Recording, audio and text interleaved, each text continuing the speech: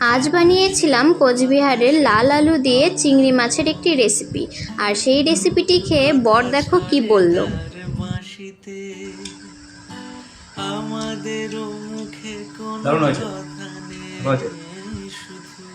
তো বরের রিভিউ তো তোমরা শুনে নিলে।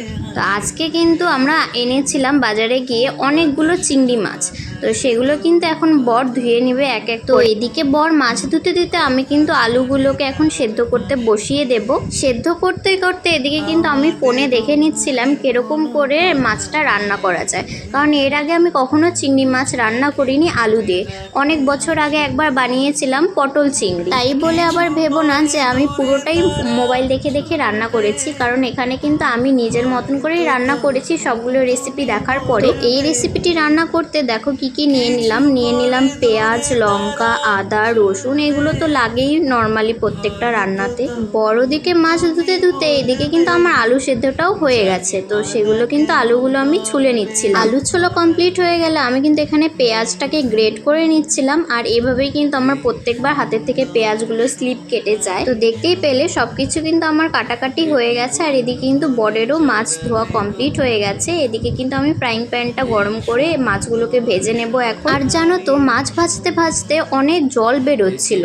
তো এর জন্য আমি কিন্তু পরে আর ফ্রাইং প্যানের মধ্যে মাছ ভাজিনি। পরে কিন্তু আমি কড়াইয়ের মধ্যেই মাছগুলোকে ভেজেছিলাম, তোমরা দেখতেই পারবে। আর মাছ ভাজার সময় আমি কিন্তু নুন আর হলুদটা অ্যাড করেছিলাম, যেটা নর্মালি দিতেই হয়। আর আমাদের কড়াইটার অবস্থা দেখে কেউ কিন্তু আবার কোনো কমেন্টস করো না, কারণ আমরা কিন্তু সেরকমভাবে বাসন ধুতে এক্সপার্ট না। তাও আমার বর ঘষে মেজে অনেকটাই পরিষ্কার করেছে, কি আর বলি। তো দেখতেই পেলে কড়াইয়ে কিন্তু তেলটা গরম হওয়ার পরে কিন্তু আমি শুকনো লঙ্কা ফোড়নে দিয়ে দিয়েছিলাম।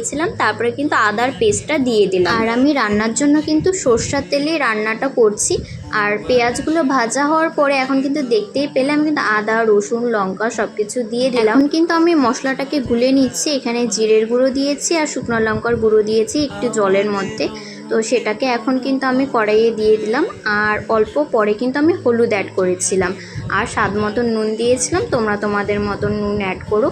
আর আমি প্রতিটা রান্নার মধ্যেই একটু করে চিনি ইউজ করি টেস্টটা ব্যালেন্স করার জন্য। তো জানি না তোমরা কে কীভাবে রান্না করো, কিন্তু আমার মনে হয় চিনিটা দিলে পরে রান্নাটা একটু খেতে ভালো লাগে।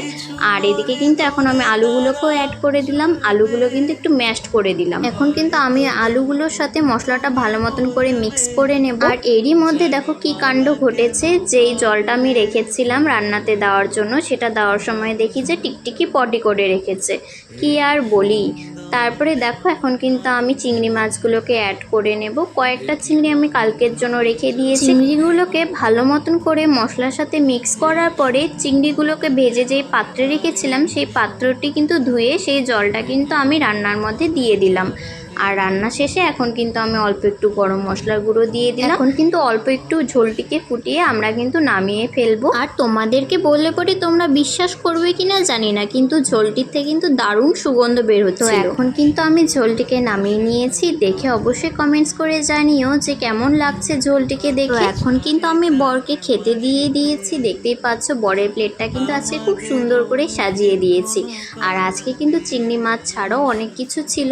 দেখতেই ছিল করলা ভাজা, দেশি আলু ভাজা, আর সাথে ছিল চিংড়ি মাছের পা ভাজা।